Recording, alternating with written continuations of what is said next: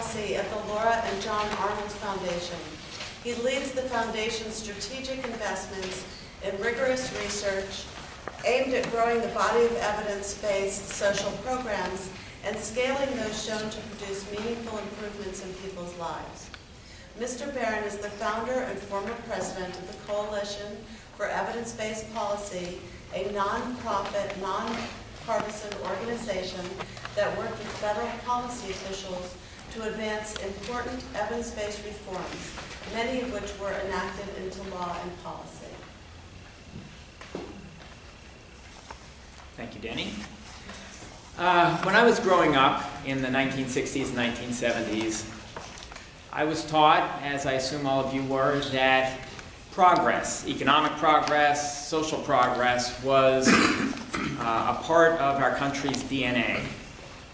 And not just for people born into good circumstances, but for everyone, low and moderate income Americans, the middle class, across the board. President Kennedy said that a rising tide would lift all boats, and it was true at that time.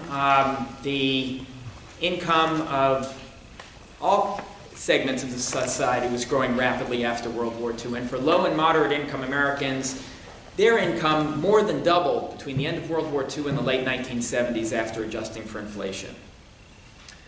Something changed, starting in the mid to late 1970s. Whereas low and moderate income Americans had seen rapid rises in their standard of living, they now saw this. Since the late 1970s, the average income of the bottom 40% of the income distribution is almost flat compared to those in the top 60% who've continued to see moderate progress. To put it bluntly, for nearly half of the American population, this is not a story of progress. This is a story of 4 decades of stagnation. The problem extends beyond economics to other important areas as well, such as education. Data from the U.S. Department of Education, for example, the National Assessment of Educational Progress Long-Term Trend, showed that the reading and math achievement of 17-year-olds, basically 11th and 12th graders, who are the end product of our K-12 system, is not meaningfully different than it was in the early 1970s. Today, more than a quarter of 12th graders in the United States, according to these data, score below basic competency levels in reading, and more than a third of 12th graders score below basic competency levels in math. Now, I don't want to overstate our problems. In some areas, there has been progress. Teen pregnancy rates have fallen over the past 20 years. Crime rates have fallen also significantly. In other areas, we've backslid. We're now in the midst of the worst drug epidemic in American history, and mass shootings are at an all-time high. If you look at the whole picture,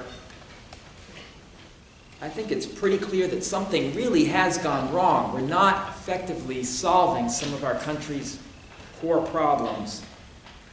And the core promise of our country, that there would be progress for all, regardless of circumstance of birth, is being lost for a large segment of the population. Now you might ask, why is it? Why haven't we been able to solve these problems over the last 40 years or so? And it isn't for a lack of trying. In education, for example, there have been many well-intentioned initiatives by Democrats and Republicans to improve American schools, including, for example, the creation of the Department of Education in the 1970s, the Effective Schools movement in the 1970s and 80s, the school choice movement, vouchers, charter schools, magnet schools that emerged and got full force starting in the 1980s, the school accountability movement, No Child Left Behind in the 2000s, but the dial has not really moved. The central problem, we believe, and this is behind our foundation's evidence-based strategy, is that our country's approach to solving problems in education and other areas is fundamentally flawed. Specifically, policy officials are guessing at solutions rather than systematically piloting different approaches, rigorously testing them to see which ones work, and then expanding only those that do work. The current system, in other words, is government by guesswork. And let me give you an example of why it is not succeeding. In the 1990s, Congress enacted a program called 21st Century Community Learning Centers at the Department of Education, providing after-school activities at low-income schools. And it grew rapidly. By the early 2000s, it was funded at over $1 billion a year. The idea is the kids would go to these centers after school or on the weekends, where they would get extended learning like tutoring and homework assistance and computer labs, as well as recreational assistance like martial arts and basketball and so on. Sounds like a good idea, doesn't it? Well, in the early 2000s, the federal government commissioned a rigorous evaluation, a large multi-site randomized controlled trial of this program. And what it found was they randomly assigned the oversubscribed centers to treatment versus control group, kids who participated versus those who didn't. The study found 2 years later that the children in the treatment group, the program group who participated in the centers, they did no better academically in any of the academic outcomes, including standardized test scores and course grades, even though a focus of the centers had been on an academic focus.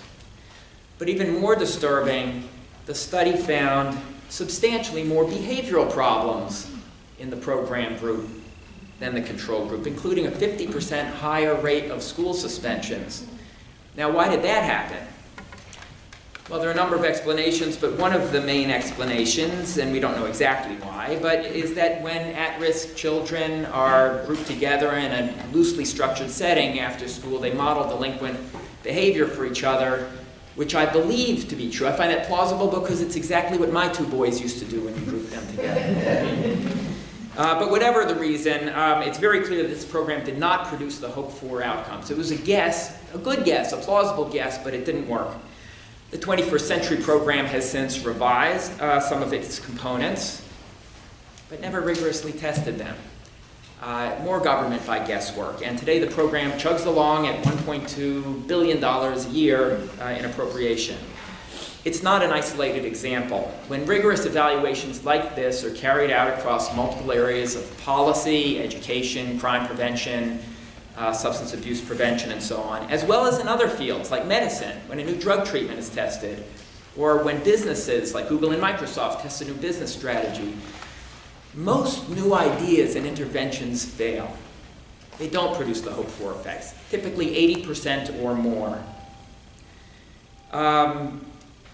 In short, an absolutely clear lesson in social spending, as well as medicine and business and other fields, is the need for humility in our beliefs about which strategies are effective and which are not. And in the case of government, it means that the standard operating procedure of Democrats and Republicans of launching major new initiatives based on what sounds like a good idea, in other words, guesswork, is unlikely to produce progress in solving our major national problems like stagnant wages and educational failure and crime and so on. To make progress in solving these problems, we believe a much different approach, an evidence-based approach, is needed. So our team at the Arnold Foundation, and before we joined the Arnold Foundation, has been seeking to advance a particular form of evidence-based policy called a tiered evidence strategy. We do it in our own grant making. We've also promoted a tiered evidence grant-making strategy to policymakers in various iterations since 2009, and it's been incorporated into law and policy in a number of areas, including in recent years the Education, Innovation, and Research program created at the Department of Education in 2015, and the Family First Services Act for children at risk of entering foster care that was enacted earlier this year. It starts from the approach that when rigorous evaluations are done, most don't work, but some do. Some interventions, some strategies do produce meaningful, positive effects. And let me give you a couple quick examples.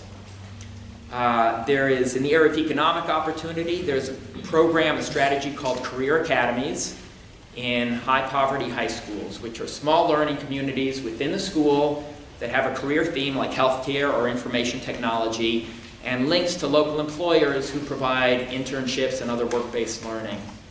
A large, rigorous evaluation, and indeed a national randomized controlled trial, found that this program produced a sustained increase in workforce earnings for these students once they graduated high school, and some of them went to college, but when they entered the workforce. 11 years later, an increase of $2,500 per person compared to the control group, which is a meaningful improvement sustained well into adulthood. A second example in a different area of policy, early childhood, is the Nurse-Family Partnership, which is a program of nurse home visitation for women who are poor, pregnant, and single. This program has been shown in multiple rigorous evaluations in the United States and overseas to produce roughly 20 to 50% reductions in incidences of child abuse and neglect and injuries, as well as improvements in other important outcomes compared to a control group.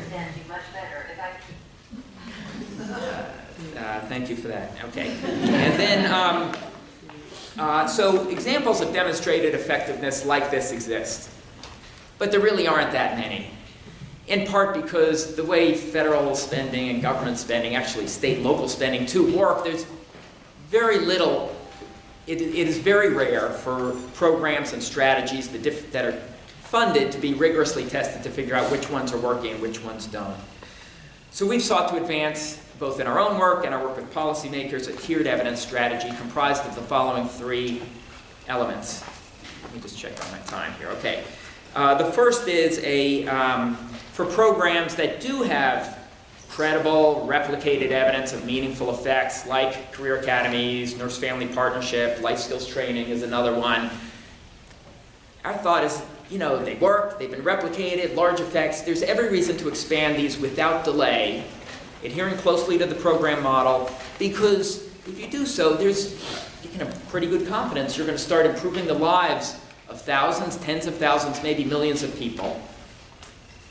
In the tiered evidence program at the Department of Education, one of the programs that was scaled up was the Kipp charter schools, which is No Excuses Charter Schools for very low-income students, and that was found, it was not only scaled up, but found as scaled up to produce large increases, about 5 to 10 percentile point increases in reading and math achievement across the entire school, both elementary and middle school. So that was an example of the top tier. Most of our funding is focused on the middle tier, which are programs that have promising evidence, like one trial, but it hasn't, one rigorous study, but it hasn't yet been replicated in multiple sites. So you can see the promised land, but you're not quite there. Our goal is to take these programs that have highly promising evidence, see if the effects can be replicated across multiple sites, and hopefully move them into the strong replicated category. Our thought is that that is the imperative of social policy and research, to grow the number of programs that have demonstrated evidence of meaningful effects. And then the third tier, which we don't focus on, but others do, Casey does, NIH does, is to develop new interventions, test them on a small scale, see if you can get them implemented effectively and successfully, see if you can get some short-term impacts, hopefully to move them into the middle tier, to get a more rigorous evaluation done, and move them up the escalator toward, hopefully, strong replicated. So those are the three elements of the strategy. They can be incorporated. Our hope is that,